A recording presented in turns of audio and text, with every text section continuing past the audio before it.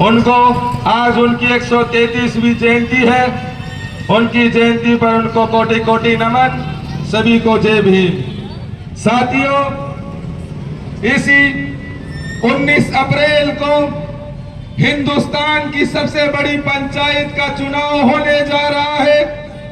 इस चुनाव में हमारे प्रधानमंत्री नरेंद्र जी मोदी ने भाई देवेंद्र जी झाझड़िया को चूरू लोकसभा की टिकट देकर हमारे बीच में भेजा है।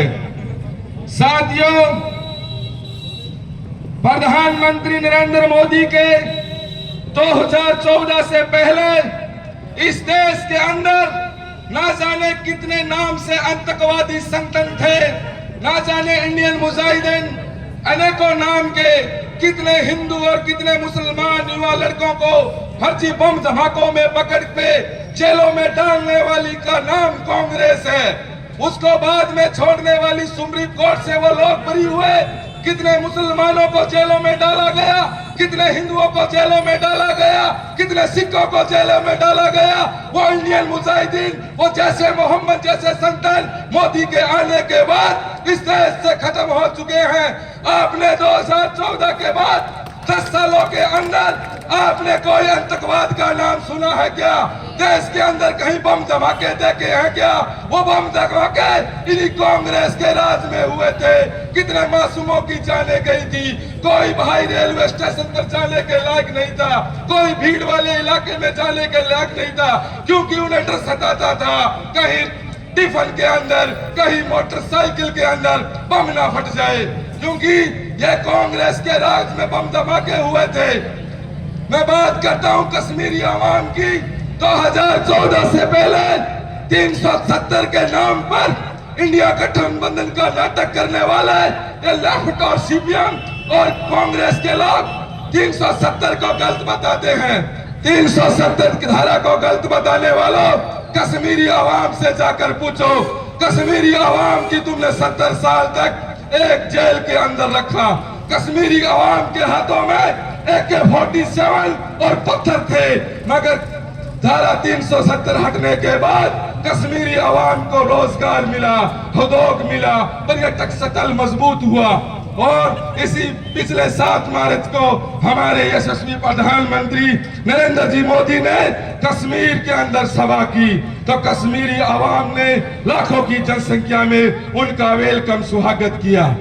साथियों, कांग्रेस और इंडिया गठबंधन के नाम पर ये देश को गुमराह करने वाले इन लोगों से आपके सामने जब वोट मांगने आए तो आप इनसे सवाल करना कि आपके पास वोट दे देंगे हम, कोई दिक्कत नहीं, मगर आप अपना प्रधानमंत्री का चेहरा तो सामने लाइए।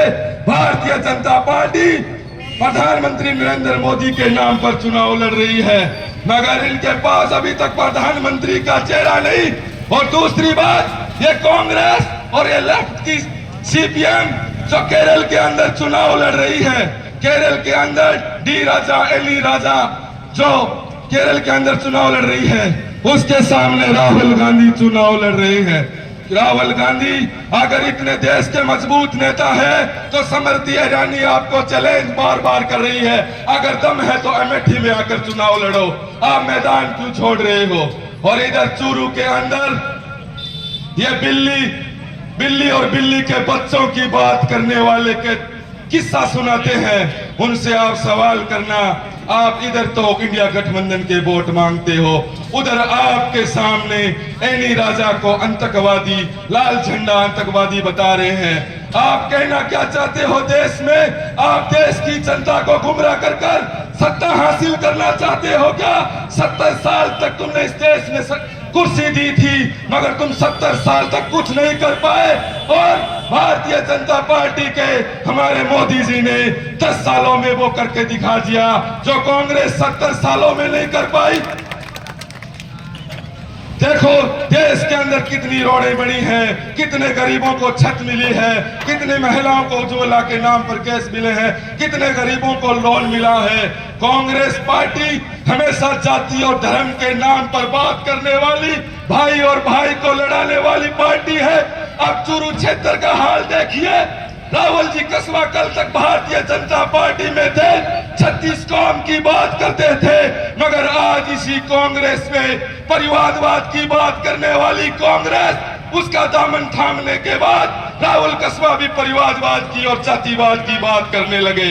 साथियों, वो बोल रहे हैं मेरी टिकट काका ने काट ली।